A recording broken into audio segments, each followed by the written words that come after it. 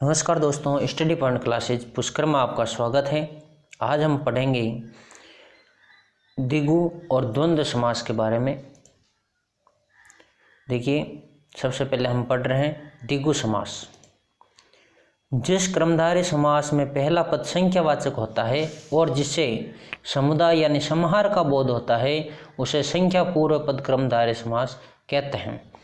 तो इसका दूसरा नाम हम कह सकते हैं द्विगु समास है। द्विगु समास क्रमधारय समास का ये भेद है। जैसे क्रमधारय समास में पहला पद संख्यावाचक होता है, यानी जिस क्रमधारय समास का पहला पद संख्यावाचक हो और जिससे समुदाय या समाहार का बोध होता है। समुदाय या समाहार यानी कि समूह का बोध हो, समुदाय का बोध हो, उसे संख्या पूर्व पद क्रमधारय समास कहते हैं। इसी समास को संस्कृत में द्विगु कहते हैं। द्विगु समास में पहला पद संख्यावाची तथा उत्तर पद प्रधान होता है। पहला पद संख्यावाची होगा और उत्तर पद प्रधान होगा। अगर दोनों ही पद प्रधान नहीं है और प्रथम पद संख्यावाची है तो वहाँ द्विगु समास नहीं होगा। लेकिन अगर प्रथम पद संख्यावाची है और उत्तर पद की प्रधानता है तभी वहाँ द्विगु समास माना जाएगा। और हम ये भी साथ साथ में ध्यान रखें कि उत्तर पद प्रदान होने के साथ साथ उसमें समाहार का भी बोध हो, लेकिन कहीं कहीं पर समाहार का बोध नहीं भी होता है। जैसे एकांकी के अंदर समाहार का बोध नहीं होता है, लेकिन फिर भी वहाँ पर द्विगु समास है। लेकिन इतना ध्यान रखना है, प्रथम पद संख्यावाची और उत्तर पद प्रदान हो और अधिकांशतः समूह का बोध करवाएगा। देखिए, इसको उदाहरण देखते हैं।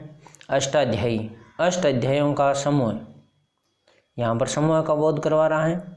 और अष्ट यहाँ पर 8 संख्या है और यह 8 अध्यायों का जो समूह वो अष्टाध्यायी है। उसी प्रकार 3 राहों का समूह। इसी तरह से त्रिवेदी, 3 वेदों को जानने वाला। यहाँ देखिए, जब हम समास विग्रह करते हैं तो समास विग्रह करते समय भी ध्यान रखना होता है। यहाँ त्रिवेदी 3 वेदों को जानने वाला नहीं होकर के यहाँ पर 3 वेदों का समूह है, वो त्रिवेदी है। और अगर 3 वेदों को जानने वाला त्रिवेदी तो यहाँ द्विगु समास नहीं। आगे देखिए, चतुर्भुज, चतुर्युग, द्विगु, दशक,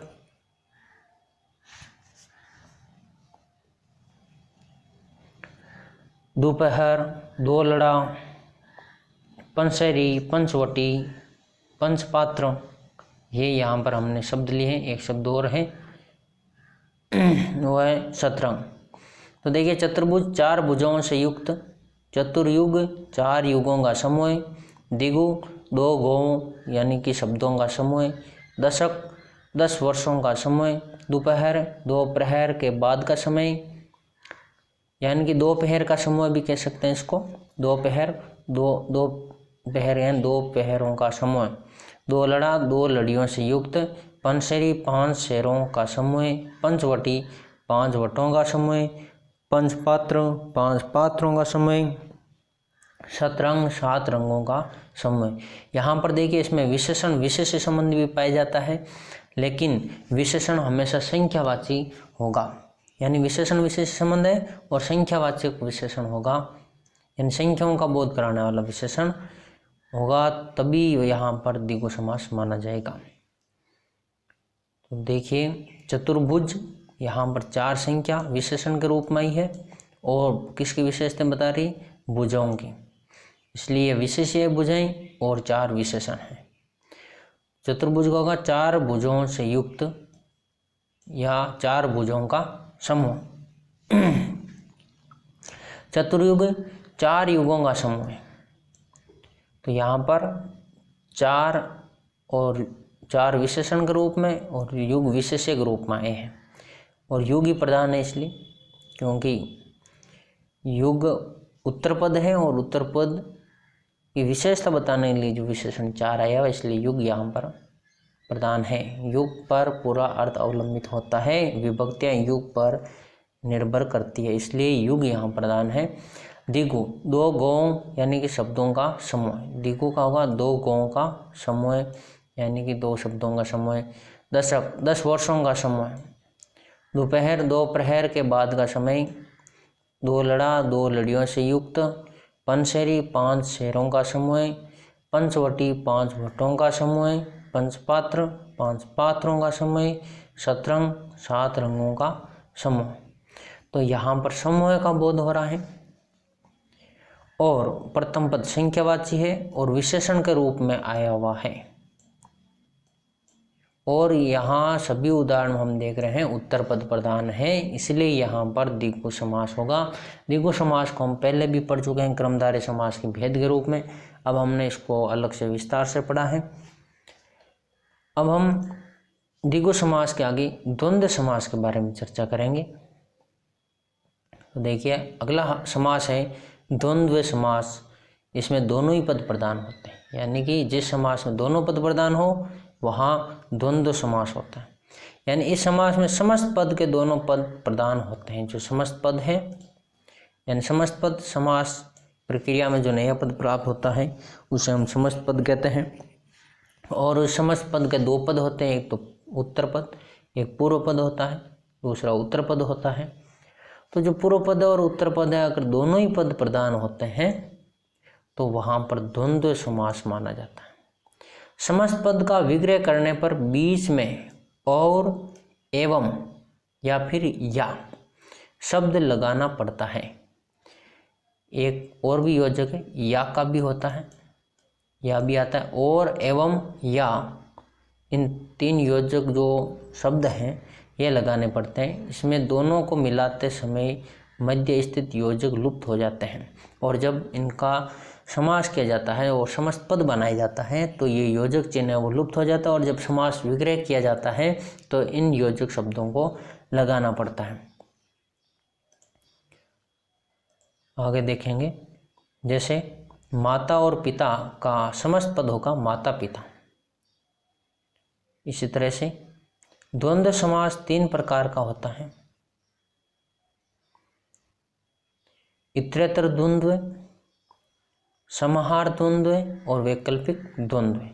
तो यहाँ पर हम जो पढ़ रहे हैं सबसे पहले यह है कि जिस समास में दोनों पद प्रधान हो और एवं या विभक्तियों का लोप हो, और एवं या विभक्तियों का लोप हो और दोनों पद अपने अपने जगह पर अपना अपना अस्तित्व रखते हो और जब इनका समस्त पद बनाया जाता है या इसमें समास किया जाता है तब और एवं या जो पद है इनका लोप हो जाता है और इनका समस्त विग्रह करते समय और एवं या को लगाना पड़ता है। द्वंद्व समास 3 प्रकार, इसी आधार पर द्वंद्व समास का हमने 3 प्रकार यहाँ पर दिए हैं।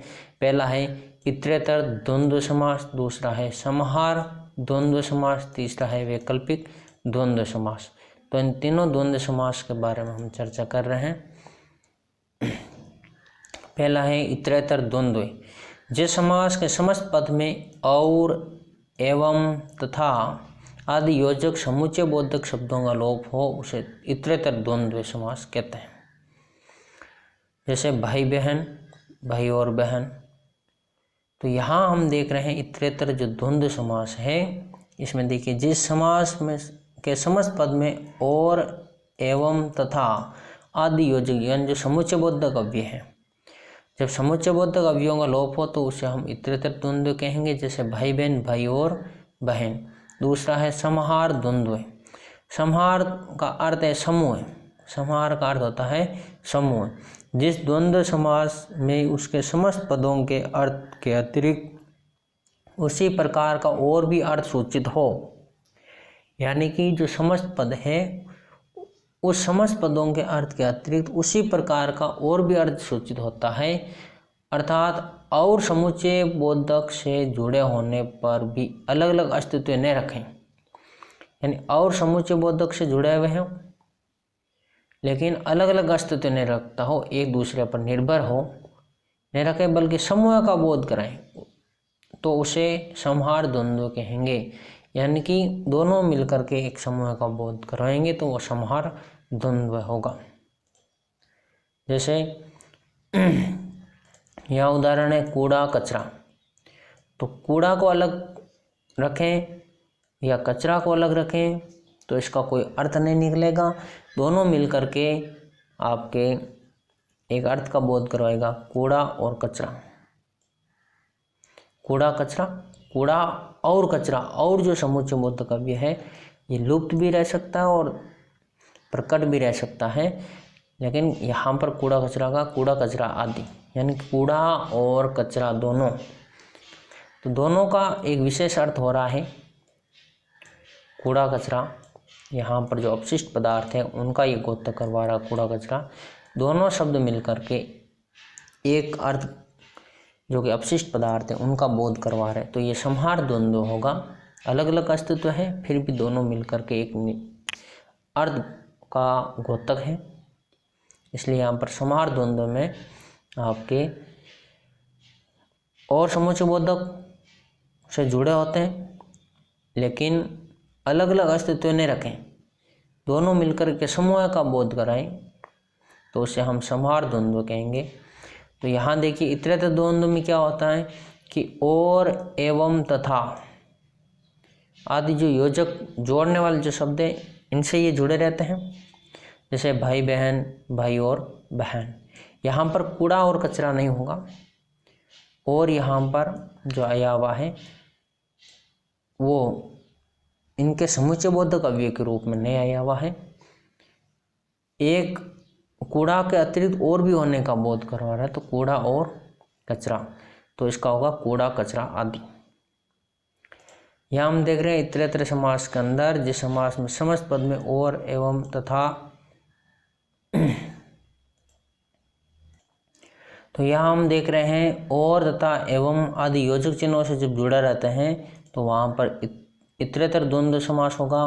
और जब दोनों पद मिलकर के समूह का बोध करवाएंगे और उसमें योजक चिन्ह की जगह कोमा होगा और छिपा हुआ और समुच्चय बोधक अव्यय होगा, छिपा हुआ होगा, तो वहाँ पर आपके संहार द्वंद्व होगा। इस और समुच्चय बोधक से जुड़े होने के बाद भी ये अपना अलग अलग अस्तित्व नहीं रखें बल्कि समूह का बोध करवाते हैं, तो वहाँ पर संहार द्वंद्व होगा। इसके आगे वैकल्पिक द्वंद्व है। जिस द्वंद्व समास में दो पदों के बीच या अथवा आदि विकल्प सूचक अव्यय छिपे हो उसे वैकल्पिक द्वंद्व समास कहते हैं। जैसे इस समास में परस्पर विरोधी शब्दों का मेल होता है, यानी कि या अथवा जो विकल्प सूचक शब्द हैं वो इनके बीच में होते हैं, इसलिए यहाँ पर वैकल्पिक द्वंद्व होगा। जैसे भला बुरा पाप पुण्य, भला और बुरा पाप और पुण्य। उदाहरण में देखिए इधर उधर, इधर या उधर, इधर या उधर, मारपीट मार या पीट, कर्म धर्म कर्म या धर्म, राग द्वेष राग या द्वेष। तो यहाँ पर लगभग विलोम जैसे प्रतीत होने वाले शब्द हैं यहाँ पर, जैसे, लेकिन यहाँ पर विलोम नहीं कह सकते इनको, जैसे मार और पीट है दोनों एक ही अर्थ के गोतक हैं। हम ये कह सकते हैं कि या अथवा आदि जो विकल्प सूचक शब्द हैं वो इनके बीच में पाए जाते हैं, और जहाँ पर विकल्प सूचक शब्द पाए जाते हैं वहाँ पर वैकल्पिक द्वंद्व समास होगा। अब इनके उदाहरण देखेंगे। इतरेतर द्वंद्व के देखिए, जैसे 68 अमीर गरीब, गौरी शंकर, तन मन, ये हमने शब्द लिए हैं। 68 का 8 और 60, इतरेतर द्वंद्व 8 और 60, 68। अमीर गरीब, अमीर और गरीब, गौरी शंकर, गौरी और शंकर, तन मन, तन और मन। देखिए यहाँ पर और से जुड़े हुए हैं संहार द्वंद्व के अंदर गोला बारूद, जीव जंतु, धन दौलत, दिया बत्ती। यहाँ पर गोला बारूद आदि, यानी कि जो कारतूस वगैरह हैं, युद्ध सामग्री के औजार हैं वो। जीव जंतु, यहाँ पर प्राणी से जीव जंतु अर्थ प्राणी मात्र से, तो जीव जंतु आदि। धन दौलत आदि, यहाँ संपत्ति से धन दौलत कर। दिया बत्ती आदि, प्रकाश या रोशनी के अर्थ में आया हुआ है। वैकल्पिक द्वंद्व में देखिए, उल्टा सुल्टा, थोड़ा बहुत, 10-20, हानि लाभ, ये यहाँ पर आए हुए हैं। तो यहाँ पर उल्टा सुल्टा में देखिए, उल्टा या सुल्टा, या तो उल्टा या सुल्टा, वैकल्पिक है। थोड़ा बहुत, थोड़ा या बहुत, 10-20, 10 से 20 तक, 10-20 में 10 से 20 तक होगा, या फिर कह सकते हैं 10 या 20। हानि लाभ, हानि या लाभ, तो या तो हानि होगी या लाभ होगा, या 10 होगा या 20 होगा, या थोड़ा होगा या बहुत होगा, या उल्टा होगा या फिर सुल्टा होगा। तो वैकल्पिक जो शब्द है इनके बीच में जब लगे तो ये वैकल्पिक द्वंद्व है। जब एक समूह का बोध हो, जैसे गोला बारूद आदि, तो वहाँ पर समाहार द्वंद्व है।